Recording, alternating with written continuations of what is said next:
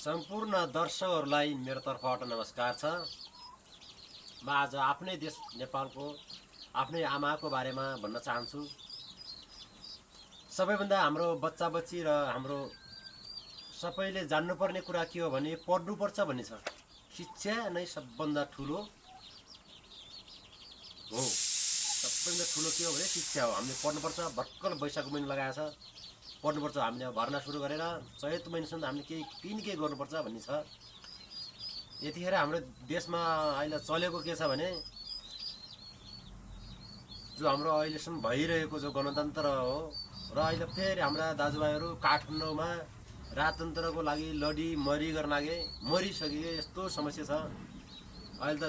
जुनसुकै ठाउँमा जे भए पनि कुरो त स्पष्ट जुनसुकै मान्छेले पनि थाहा पाउँछ, नपढेको मान्छेले थाहा पाउँछ। खास मैले पढेको त होइन त, यो त इङ्ग्लिस किताब छ। खास मलाई इङ्ग्लिस किताब त राम्रोसँग आउँदैन, मैले हल्का पढेर लेखेको कारणले गर्दा। म सबैले के भन्न चाहन्छु भने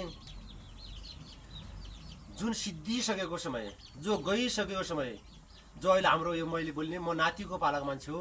हाम्रा बाजे हुनुहुन्थ्यो, बाजे अहिले हाम्रो ठाउँमा हुनुहुन्न, म स्वर्गमा हुनुहुन्छ।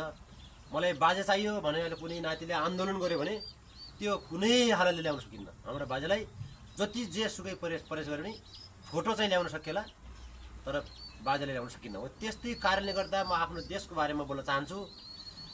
जुन एउटा राजतन्त्र भन्ने थियो पहिला 2040 साल शासन गरेको, त्यसपछि त्यो राजतन्त्र सिद्धिसकेपछि राजतन्त्र चाहिँ जो ज्ञानेन्द्र शाह राजा हुनुभयो, उहाँ हाम्रो राजा हुनुहुन्छ। म अझै पनि मान्छु। म अहिले हरेक ठाउँको कुनामा भएको कारणले गर्दा मात्र हो र एउटा गरिबको छोरो भएको कारणले गर्दा कुनै सेवा सुविधा भइदिएकोमा म राजालाई अहिले पनि मान्न चाहन्छु।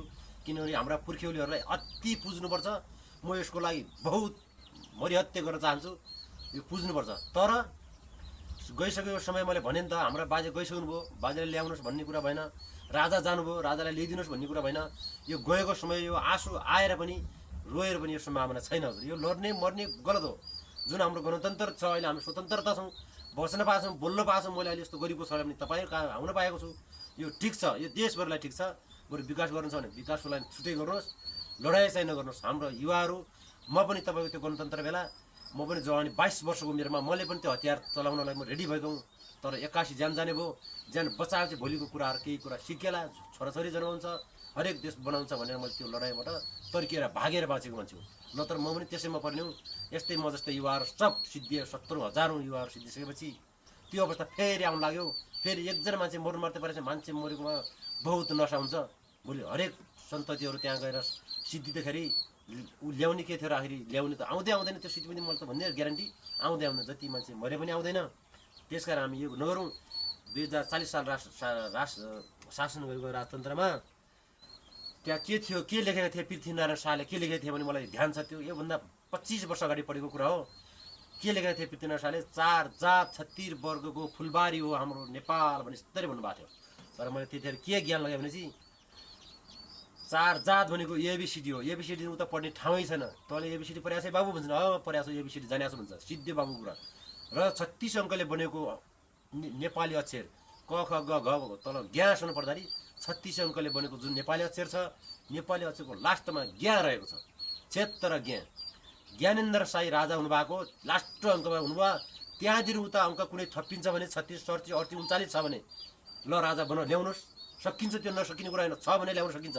छँदै छैन, समयले नै काटेको छ। लास्ट क्षेत्र ज्ञा देउनु त कुनै पनि अक्षर छैन भने ज्ञानेन्द्र शाही राजा ल्याउनलाई हामी सम्भावनै छैन। त्यो जति विज्ञ भएर पढ्नुभएको छ, जति विज्ञमान भएर राजनीति गर्नुभएको छ, त्यो ज्ञादिन उता 4 अङ्क थपेर सक्नुहुन्छ भने राजा ल्याउँ, अगाडि बढौँ, मरौँ।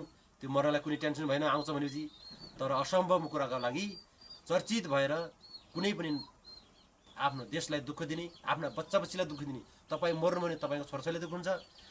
त्यसकारण बच्चा बच्चीको भविष्यका सहित यस्तो नराम्रो काम नगरौँ, देशमा उम्लगन नगरौँ भन्दै मेरा 2 शब्द यही टुङ्ग्याउँछु। सबैलाई नमस्कार।